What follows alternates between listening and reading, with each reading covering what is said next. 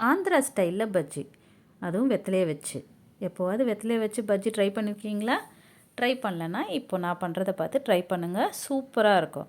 அதுக்கு ஃபஸ்ட்டு ஒரு பவுலில் ஒரு வெங்காயம், ஒரு தக்காளி, கொஞ்சம் கொத்தமல்லி, கொஞ்சம் சால்ட்டு, கொஞ்சம் லெமன் ஜூஸ் விட்டு மிக்ஸ் பண்ணிவிட்டு கொஞ்சமாக அதில் காஷ்மீரி சில்லி பவுடர் போடுங்க. நான் பச்சை மிளகா போடல, நீங்கள் போடுறதா இருந்தால் போட்டுக்கோங்க. அதுக்கப்புறம் இந்த இலைங்கெல்லாம் இந்த வெத்தலையை எடுத்து கட் பண்ணி டாப் அண்ட் பாட்டம் எண்ட் ரெண்டுத்தையுமே கட் பண்ணி இப்படி நீட்டாக வச்சுக்கோங்க.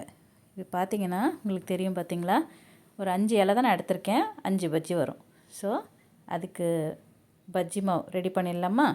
அதுக்கு ஒரு பவுலில் கொஞ்சம் கடலை மாவு, கொஞ்சம் பெருங்காயத்தூள், உப்பு, மஞ்சத்தூள், கொஞ்சம் மிளகாத்தூள் போட்டு மிக்ஸ் பண்ணுங்கள்.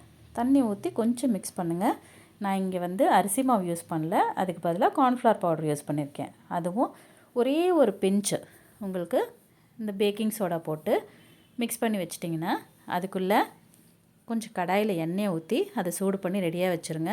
அவ்வளோதாங்க. இந்த வெத்தலையை டபுளாக ஃபோல்ட் பண்ணி அதை எடுத்து பஜ்ஜி மாவில் டிப் பண்ணி இந்தமாதிரி ஒன்று ஒன்றா போட்டு பொரிங்க. இல்லை 2ஓ 3ஓ நீங்கள் எவ்வளோ எண்ணெய் ஊற்றிருக்கீங்களோ அதுக்கு ஏற்ற மாதிரி இதே மாதிரி அந்த 5 வெத்தலையும் அந்த மாவுக்குள்ளே டிப் பண்ணி இந்தமாதிரி ஃப்ரை பண்ணிங்கன்னா உங்களுக்கு சூப்பரான கலர்ஃபுல்லான இந்த மழைக்கு ஏற்ற பஜ்ஜி செம்மையாக ரெடி ஆகிடும். அதை ஒரு பிளேட்டில் வச்சு நம்ம கட் பண்ணி வச்சுருந்தோம் இல்லையா வெஜிடபிள்ஸ், ஸோ அது ஒரு பஜ்ஜிலையும் ஸ்டஃப் பண்ணிவிடுங்க.